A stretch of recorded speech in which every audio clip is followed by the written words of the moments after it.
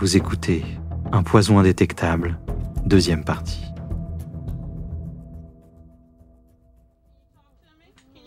Si Ramirez utilisait le DMSO pour soulager ses douleurs, il était plausible de penser que l'oxygène qu'on lui avait administré pendant son trajet vers l'hôpital avait peut-être accéléré la transformation du produit en résidu toxique, soit le DMSO2. Le DMSO est huileux et possède une odeur similaire à l'ail. Cela aurait pu expliquer l'aspect huileux de la peau de Mme Ramirez et l'odeur de la salle d'urgence. Mais cela n'expliquait toujours pas pourquoi tant de gens avaient été affectés. Patrick Grant formula une nouvelle hypothèse. Juste sous la description du DMSO et du DMSO2 se trouvait celle du DMSO4. La seule différence entre les deux composés est la quantité d'oxygène. Mais la différence est fondamentale. Les vapeurs de DMSO2 sont inoffensives, alors que le DMSO4 est un gaz neurotoxique mortel. Si on analyse les toxicités et les différents symptômes des gens qui sont exposés au sulfate de diméthyle, Patrick Grant, directeur adjoint de laboratoire. ils ressemblent à ceux de l'incident de Riverside. La théorie de Grant semblait se tenir, mais personne n'avait jamais entendu dire que le DMSO2 pouvait se transformer en DMSO4 grâce au simple ajout d'oxygène. Si Grant affirmait qu'une mourante avait pu en quelque sorte se transformer en bonbonne de gaz mortel, il devrait le prouver. Ce travail fut confié au chimiste analytique Rich Whipple. Sa première difficulté était la nature même des deux substances. Le DMSO2 est inoffensif et se dissout dans le sang, mais pas le dangereux DMSO4. Comment donc ce composé avait-il pu se retrouver dans les veines de Ramirez? La réponse est que ce n'était pas possible. Nous croyons que son sang contenait du DMSO2, et lorsqu'il a été prélevé de son organisme, il s'est alors transformé en DMSO4. Si la transformation s'était faite, c'est dans la seringue qu'elle avait eu lieu. En utilisant un liquide similaire au sang humain, Whipple tenta de démontrer par une expérience comment un changement de température pouvait transformer la nature d'un produit chimique. À la température du corps humain, le DMSO2 demeure dissous dans la solution. Mais s'il est refroidi, des cristaux se forment, cristaux tels que décrits par certains membres du personnel de l'urgence. Le sang de Ramirez était à une température de 37 degrés Celsius. Mais une fois rendu dans la seringue, il s'était immédiatement refroidi à environ 18 degrés, soit la température de la salle d'urgence. Le changement brusque de température avait peut-être causé la formation des cristaux. La théorie de Whipple semblait parfaite, mais il ne parvint jamais à produire de DMSO4. Malheureusement, les analyses de laboratoire ne reproduisent pas toujours fidèlement la réalité. La plus petite quantité de DMSO4 suffisait à empoisonner tout le personnel soignant. Un dixième de gramme peut être mortel. En plus petite quantité, le DMSO4 peut entre autres causer des dommages à long terme sur le système nerveux ou sur la respiration. Un an après l'incident Ramirez, plusieurs employés de l'hôpital présentaient encore certains symptômes, ce qui confirme, selon Grant, la validité de l'hypothèse d'un empoisonnement plutôt que celle d'une hystérie collective ou d'une autre cause psychologique. Compte tenu des problèmes chroniques du personnel de l'urgence, Patrick Grant, directeur adjoint de laboratoire.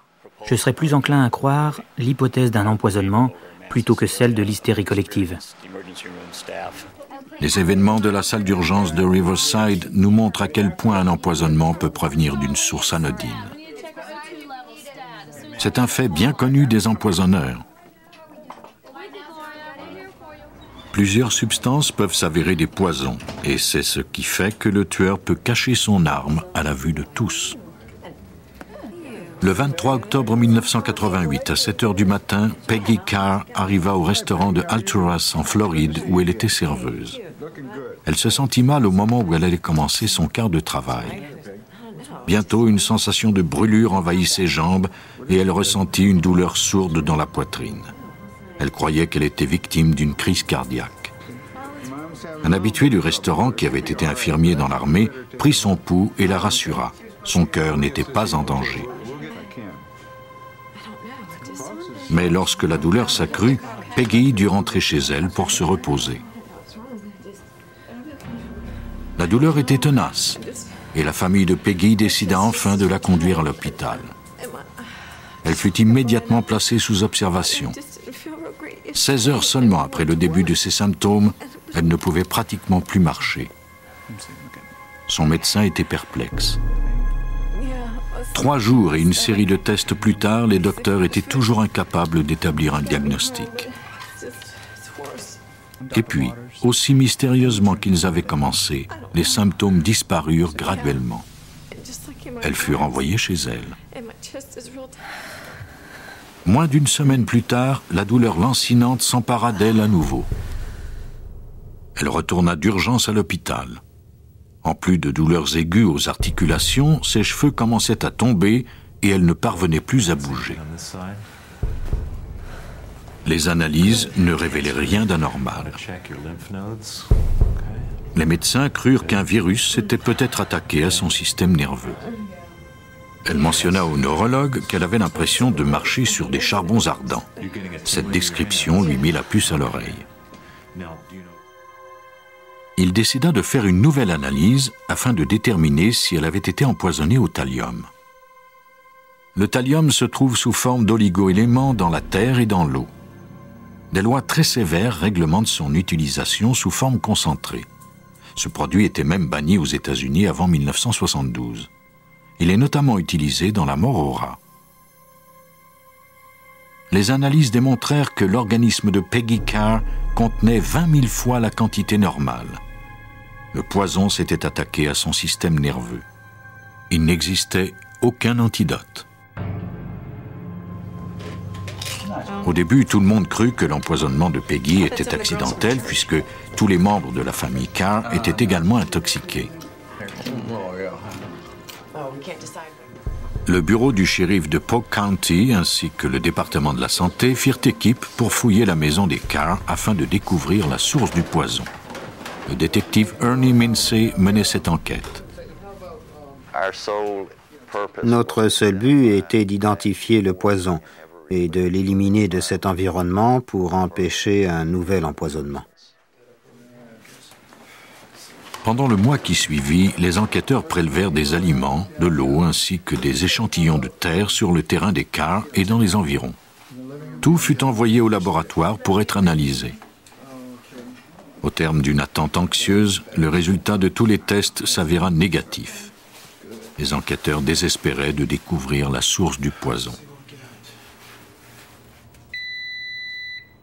Pendant ce temps, Peggy dut être branchée sur un respirateur artificiel car elle était tombée dans un profond coma. Les enquêteurs continuaient leurs recherches. Y aurait-il d'autres empoisonnements avant que la source ne soit découverte? Parmi les items pris chez les Carr se trouvaient des bouteilles de Coca-Cola. L'une d'elles était brisée. Elles avaient tout un résidu au fond. Elles furent envoyées au labo pour être analysées.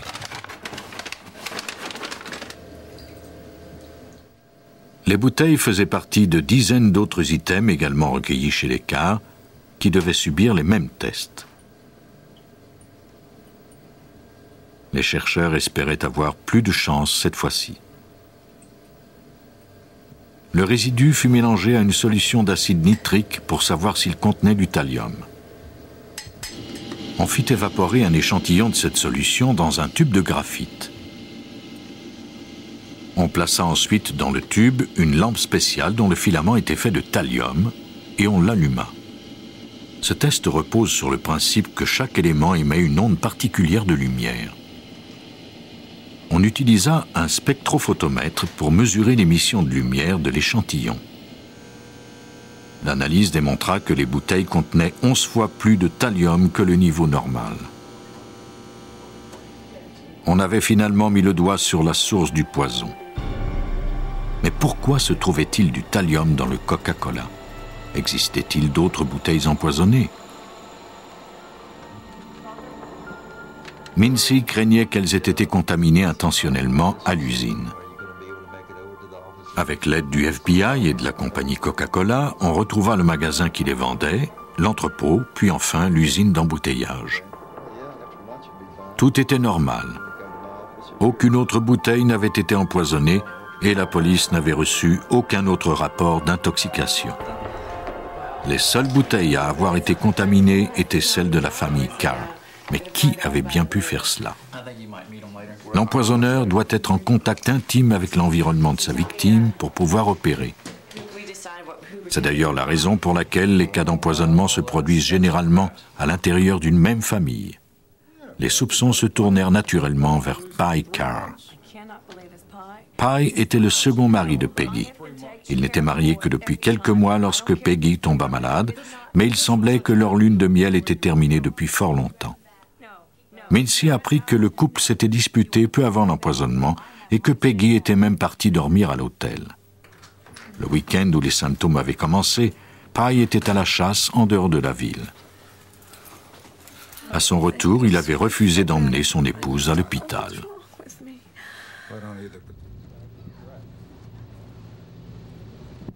Tous les éléments semblaient pointer vers Pye Carr. Cependant, une accusation doit reposer sur des faits, non pas sur des suppositions. L'enquête de Mincy venait seulement de commencer. Il devait accumuler d'autres indices, suivre d'autres pistes. Le moindre agissement de Carr fut examiné à la loupe. Finalement, Carr remit à la police un élément de preuve qui l'appuierait dans sa défense. Il montra au détective une lettre de menace qu'il avait reçue 2 semaines avant l'incident.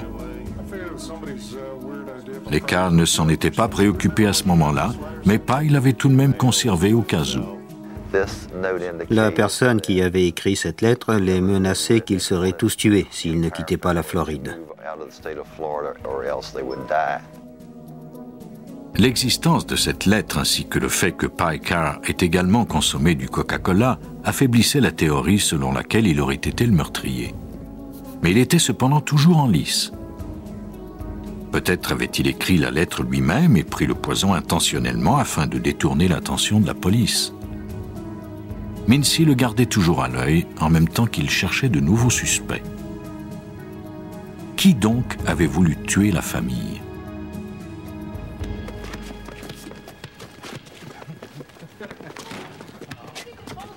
Il apprit que les Carr avaient de mauvaises relations avec leur voisin George Trepal et sa femme Diana.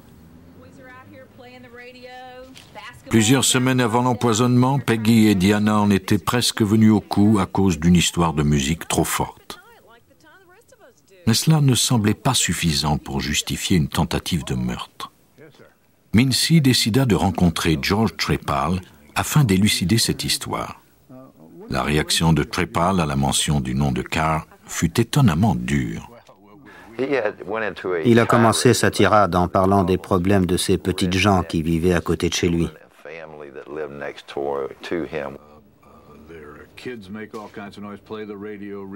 Puis Mincy lui demanda pourquoi, selon lui, quelqu'un leur en aurait voulu.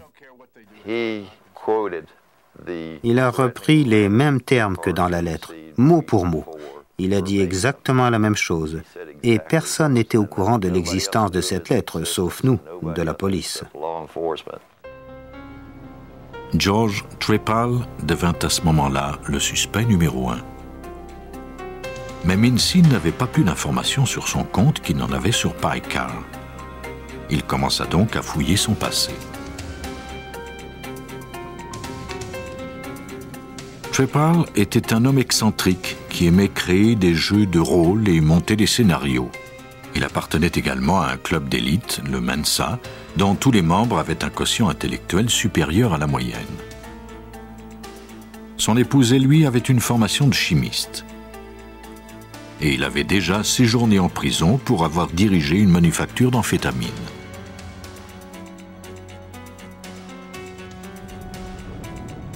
Le thallium est d'ailleurs parfois utilisé dans la fabrication de cette drogue. Selon John Prestrel, Trepal avait non seulement les ressources, mais aussi l'intelligence pour orchestrer un tel empoisonnement. Ils peuvent établir le scénario de la mort. elle va être là, elle va manger ceci et ensuite faire cela. Tout est préétabli. Je crois que cela demande une grande intelligence pour planifier tout ça. Il ne s'agit pas de force brutale, c'est l'esprit qui travaille, pas les muscles. Mais quel était donc son motif? Mincy découvrit dans le dossier judiciaire de Trapple que ce dernier s'était plaint dans une de ses lettres de la radio des détenus avec lesquels il partageait sa cellule. Aussi incroyable que cela pouvait paraître, la musique trop forte semblait l'affecter particulièrement. Le 3 mars 1989, Peggy Carr mourut après un coma de 3 mois. Mincy devait maintenant prouver que Trapple en était le meurtrier. Mais il n'avait malheureusement pas suffisamment de preuves pour obtenir un mandat et fouiller la maison de Trapple. La seule façon d'élucider cette affaire serait d'être plus rusé que le meurtrier lui-même.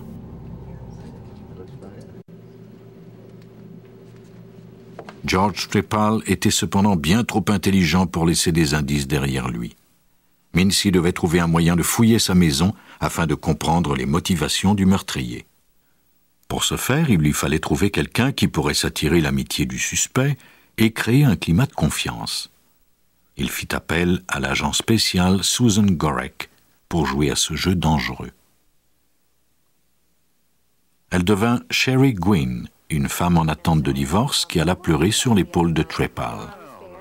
Elle l'avait rencontré lors d'une fête qu'il avait organisée pour les membres de Mensa, dont le thème était le meurtre. J'ai appris beaucoup sur sa personnalité, ses habitudes, ses associés. Et j'ai appris qu'il avait beaucoup d'ego. Je me suis servi du personnage de Sherry pour jouer avec cet ego, le faire parler le plus possible et servir mon objectif.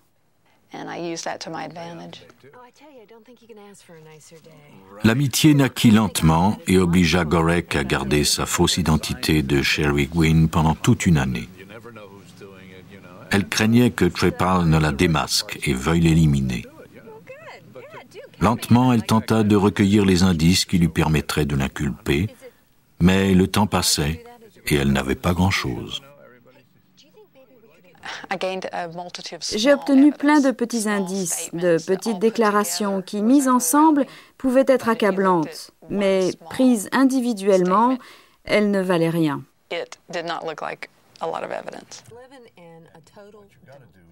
Au mois de décembre 1989, elle obtint enfin l'occasion qu'elle espérait. Trapple et sa femme déménageaient à l'extérieur de la ville et ils lui louèrent leur maison. Elle pourrait donc fouiller la propriété sans l'obtention d'un mandat.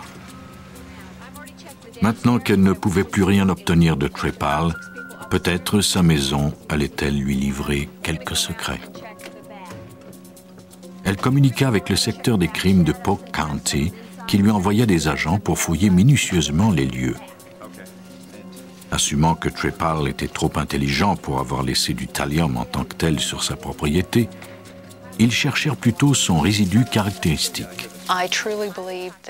Je croyais vraiment que le seul endroit où nous pouvions trouver du thallium serait dans le filtre du système de climatisation ou peut-être dans les drains. Nous avons passé un bon moment à curer les drains afin de trouver les résidus qu'il aurait pu jeter. Pendant qu'une partie des enquêteurs fouillait la maison, une autre équipe emportait une série de pots contenant des produits chimiques qui se trouvaient dans le garage. Tout fut soigneusement étiqueté et envoyé au FBI pour analyse. Des mois s'écoulèrent avant que le résultat ne soit connu. Cela a pris tellement de temps que j'ai supposé qu'il n'avait rien trouvé. Mais Gorek s'était trompé. Les rapports indiquaient qu'on avait bel et bien découvert de la poudre de thallium dans l'un des pots du garage. Gorek et Mincy étaient enfin récompensés après 15 mois d'attente. On allait enfin pouvoir inculper Trapple pour l'empoisonnement de la famille Carr. Lors du procès, il fut clairement mis en évidence que Trapple était un tueur sans scrupules.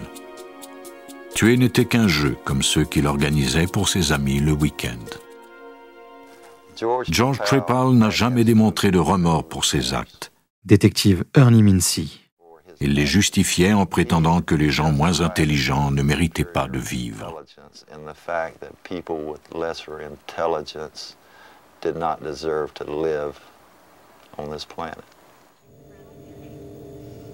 Contrairement à la plupart des empoisonneurs, le motif de Trepal n'était ni l'argent ni l'amour. Il voulait simplement se débarrasser de ses voisins parce que ces derniers l'agaçaient. Selon John Trestrel, l'ego de Trepal l'a peut-être mené à mépriser les gens, mais c'est également ce qui a causé sa perte. Le récipient qui contenait la preuve était toujours chez lui. Rich Ripple, chimiste. Pourquoi a-t-il fait ça? Pourtant, il était très intelligent. Ne s'est-il pas dit à un moment donné « Je devrais me débarrasser de cette bouteille » Non, son ego lui a dit « Ils ne se rendront jamais aussi loin. Ils ne découvriront jamais ce qui s'est produit. » Le jury déclara George Trepal coupable de 14 crimes, dont le meurtre au premier degré de Peggy Carr. Il fut condamné à mort. Nous vivons sans trop penser au poison qui nous entoure.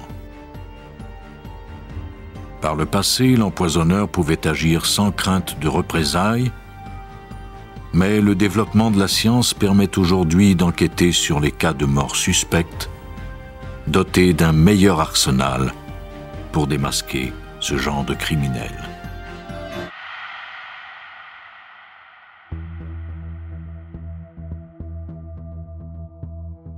Vous venez d'écouter Police Scientifique.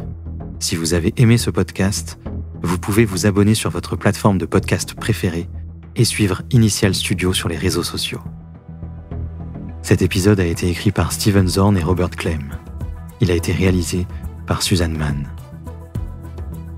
Police Scientifique est un podcast coproduit par Initial Studio et New Dominion Pictures, adapté de la série documentaire audiovisuelle New Detectives, produite par New Dominion Pictures. Production exécutive du podcast, Initial Studio. Production éditoriale, Sarah Koskiewicz et Astrid Verdun, assistée de Sidonie Cotier. Montage, Johanna Lalonde, avec la voix de Benjamin Septemours.